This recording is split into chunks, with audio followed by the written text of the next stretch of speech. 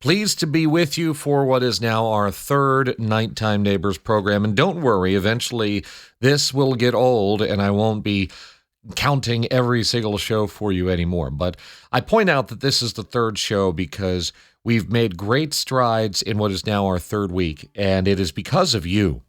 It is because of you, our fellow nighttime neighbors. We're talking about truckers, those who are shift workers, first responders. You're on the job, I know, or you're on call waiting to go on the job. That's another possibility.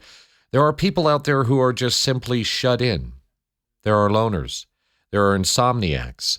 There are people who are sick. This is the show that's for you. There is a whole world that's going on out there on weekends, on Saturday nights. I used to take part in that world a whole lot.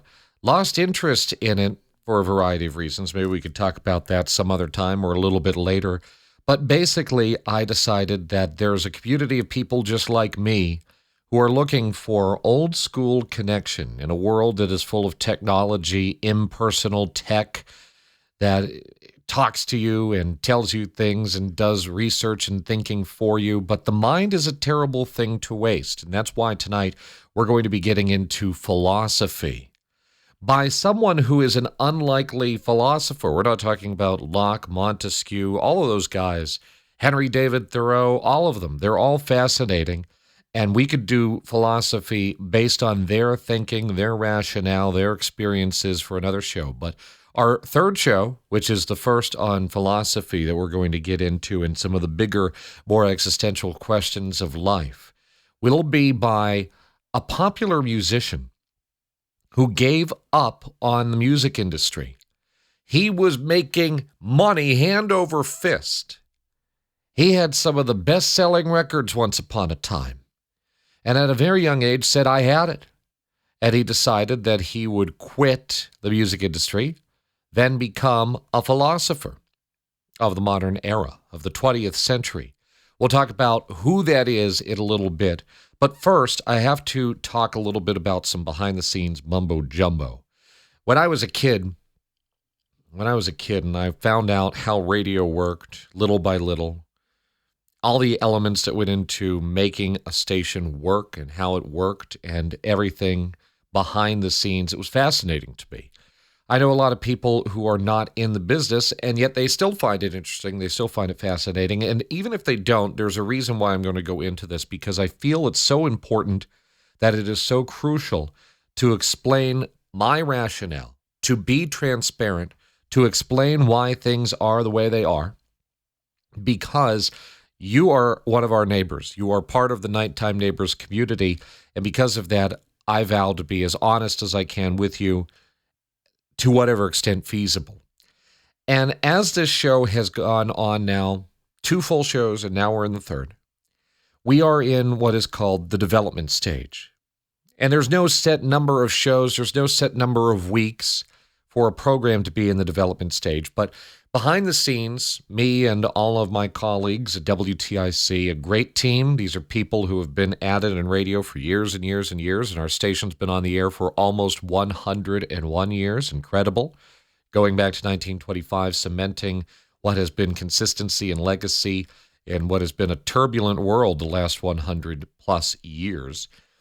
But as this show continues in the development stage, I'm receiving feedback, receiving ideas, receiving questions.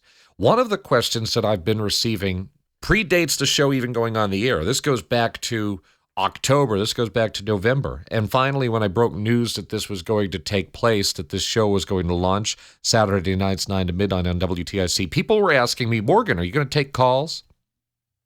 Morgan, do you have a phone line? Morgan, how can I call in? And I am happy to say that tonight we are going to take open lines phone calls. So you could call our open lines. Doesn't mean that I'll answer immediately. It doesn't mean that I am going to put you on the air.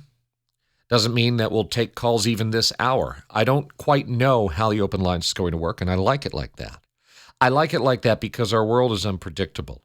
I like it like that because we need to be responsive. We need to be, of course, thinking about our future as well. But there are certain times and certain moments where you just have to be responsive and respond to what's going on at the moment, at that point in time. So if there is a lull in the show, if there's a great point of the show tonight, because we're going to be getting into philosophy and we want your thoughts, then yes, I'll turn to the phones. And if we have an active caller, we'll put them on. It's as simple as that. One call at a time, old school talk radio, open lines. We are live on Saturday nights. And since this is a show about nighttime neighbors, all of our truckers, those who are sick and unable to go out tonight, those who are insomniacs and can't sleep, our shift workers who are keeping America going while so many other people are going to bed at this point in time. I want to hear from you, and I want to connect with you. I want to know about you. I have only one rule. We're not getting into politics on this show. That's not the whole goal of the show. There are so many other things to talk about in life that if you start talking about politics, I'll give you a chance to steer clear of it, and we can redirect the conversation. And if not, then I reserve the right to hang up, and you can try again some other time. All right? That number tonight is 860-785-4390. In fact, I have had this phone line going back to when I was on a radio station in far eastern Connecticut. It's a digital phone line. The reason we didn't do the phone calls the last 2 weeks is because I did not have some of the technology in place because we're doing the show from a remote studio location. And I'm just, again, being transparent. So we needed certain equipment to be in place to make all of these phone calls possible. And I believe that it's possible. Now, I'm hoping also that we'll get a better phone number. I've thought of some different phone numbers that are going to be so relevant to what we do on Nighttime Neighbors that hopefully we'll get that line in the near future. But this phone line will work just the same. It is 860-785-4390. If the line should become available at any time tonight, live between now and midnight, as the conversation continues on Nighttime Neighbors, then we'll absolutely take your call. I'll give it out again so you can jot it down. It's 860-785-4390. The lines are open. If you get a busy signal at any point in time while you're calling, then obviously hang up and you can try again at another point in time. 860-785-4390. I don't know what I'm going to get with these open line calls. Don't know. And I like it.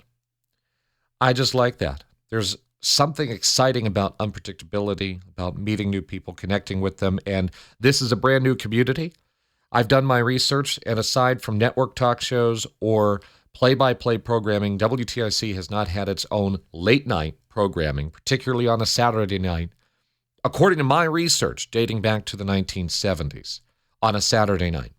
Maybe on a Monday night here or a Sunday night there, but on a Saturday night, for what I'm doing, it has been many years. So this is a brand new golden opportunity for you to connect with our station and be part of this community in a new way at 860-785-4390. So proud of that as this show begins and continues tonight in what we call behind the scenes the development stage.